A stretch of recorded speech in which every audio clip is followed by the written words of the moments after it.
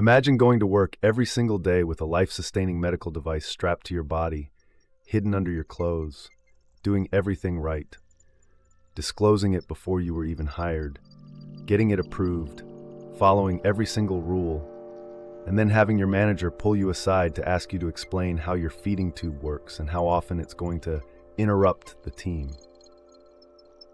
That's not a hypothetical. That actually happened to a 21-year-old woman in New York.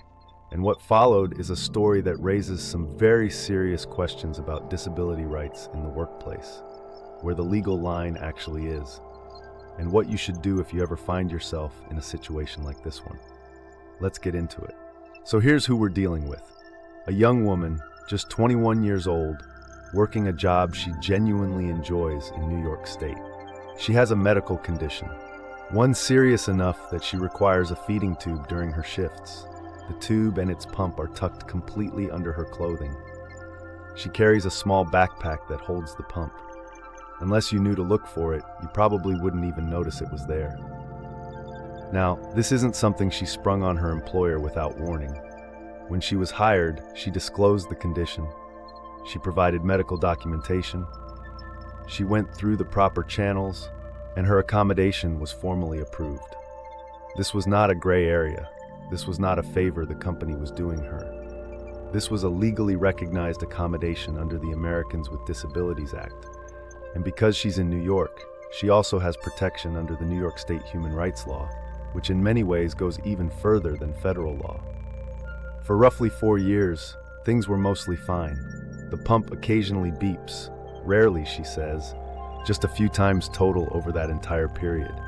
And when it does, she steps away for under a minute to address it. We're talking about a brief, infrequent, medically necessary moment that she has every legal right to take. This is not someone disappearing for long breaks. This is someone with an invisible medical device doing exactly what they're supposed to do.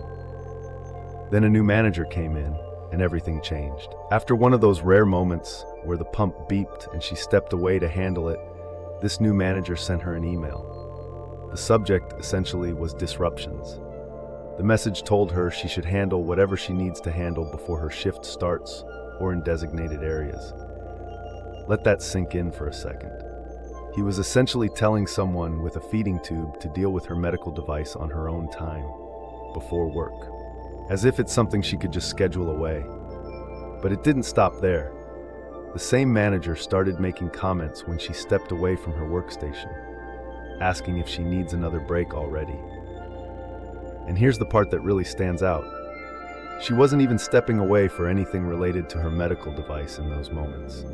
She was walking to the printer. She was using the restroom. Normal, completely ordinary things that any employee does throughout their workday.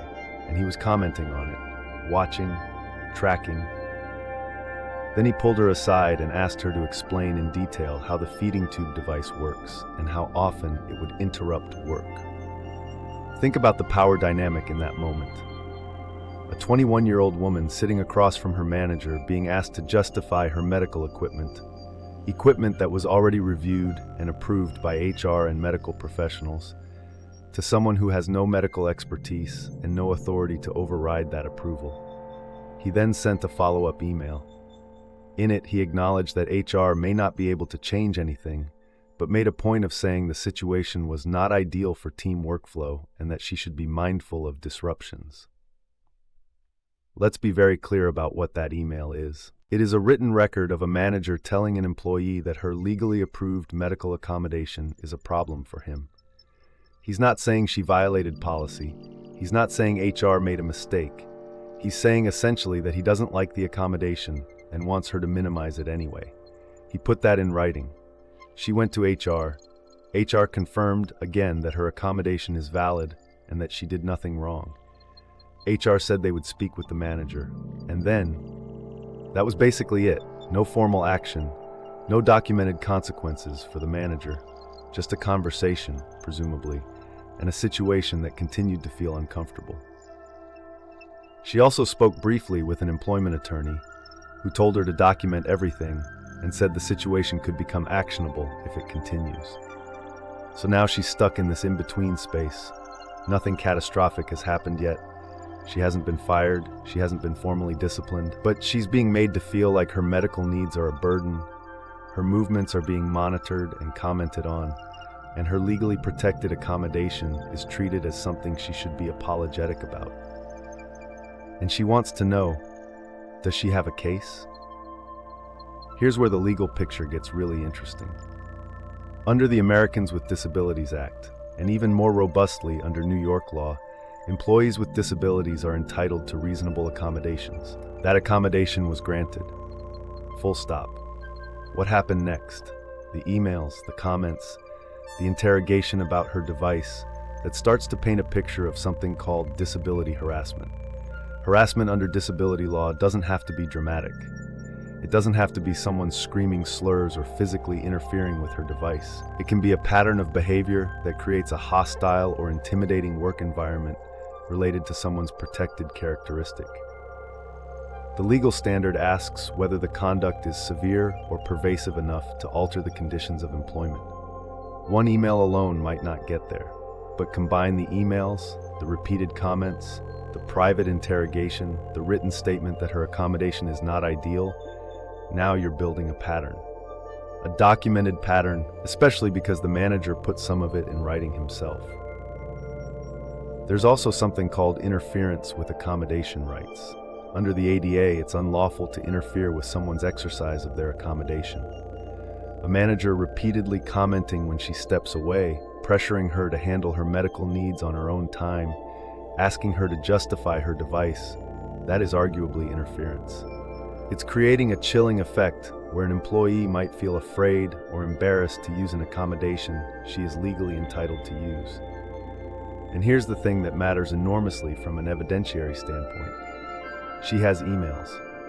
The manager wrote this down. He created a paper trail of himself expressing dissatisfaction with a legally protected accommodation and pressuring the employee to minimize it. Employment attorneys love documented evidence. It removes a lot of the he said, she said problems that make these cases difficult. Now, does she have a full lawsuit right now? Possibly not yet.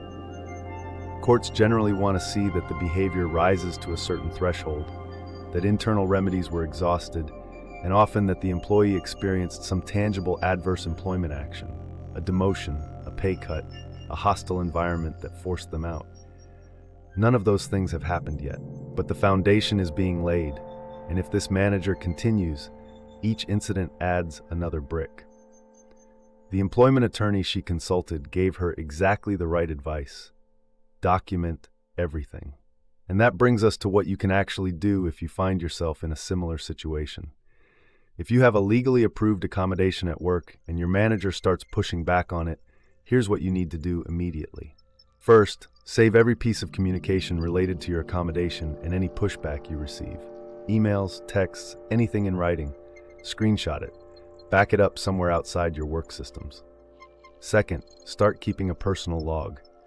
Date, time, what was said, who was present, how it made you feel, and how it affected your ability to do your job.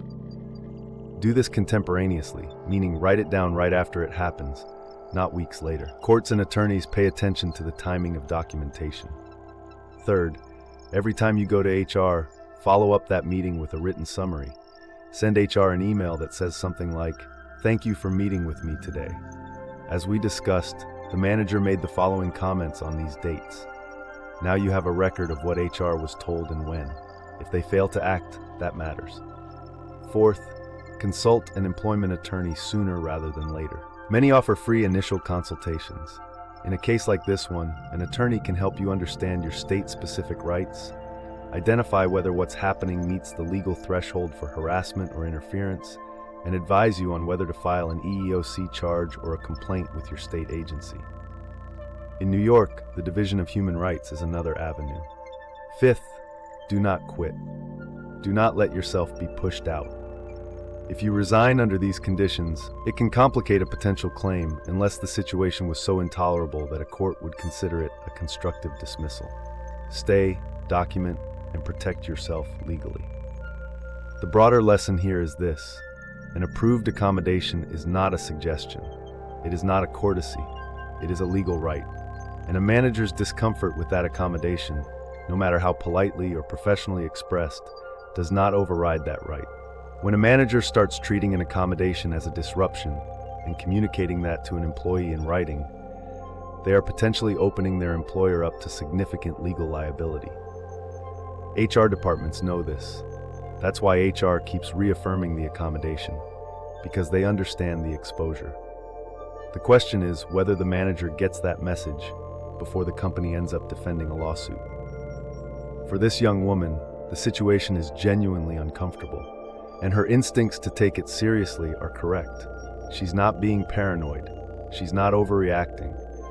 She has a legally protected right that is being undermined by someone who has no authority to undermine it, and she has written evidence of that happening. If this happened to you, if your employer is pushing back on a medical accommodation, making you feel like your disability is a burden, or treating your legal rights as negotiable, you need to know where you stand. Talk to an employment attorney, document everything, and don't let anyone convince you that your legal protections are just suggestions. If you found this video helpful, subscribe to this channel. We cover real workplace legal situations just like this one, breaking down what the law actually says and what you can do about it. Your rights matter. Make sure you know them.